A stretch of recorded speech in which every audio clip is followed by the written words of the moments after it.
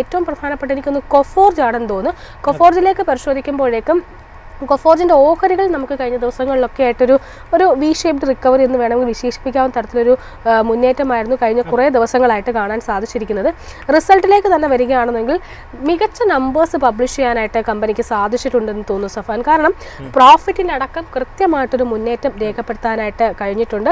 പ്രധാനമായിട്ടും year on year ബേസിലെ കണക്കുകൾ പരിശോധിക്കുമ്പോഴേക്കും 86% വളർച്ചയാണ് പ്രോഫിറ്റിൽ ഉണ്ടായിരിക്കുന്നത്. 375.8 കോടി രൂപയായിട്ടാണ് റിപ്പോർട്ട് ചെയ്തിരിക്കുന്നത്. റവന്യൂ പരിശോധിക്കുകയാണെങ്കിൽ 31.7% ഉയർന്നിട്ടുണ്ട്.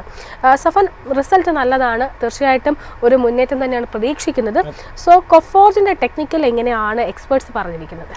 യെസ്, അനിൽ സൂചിപ്പിച്ച പോലെ തന്നെ ഒരു വി ഷേപ്പ് റീകവറിയാണ് ഈ ഒരു സ്റ്റോക്കിൽ റീസെൻ്റ്ലി കാണാൻ സാധിച്ചിട്ടുണ്ടായിരുന്നത്. അതിനുശേഷം കണ്ടിന്യൂസ് പ്രൈസ് കോൺട്രാക്ഷൻ ആയിരുന്നു. ഇന്നൊരു ഗ്യാപ്പ് അപ്പ് ഓപ്പണിംഗ് ആണ്. കൂടാതെ ലാസ്റ്റ് ഈ ഒരു സ്റ്റോക്കിൽ സ്ട്രോങ് വോളിയം ആക്ഷൻ ആണ് റീസെൻ്റ്ലി കാണാൻ സാധിച്ചിട്ടുണ്ടായിരുന്നത്.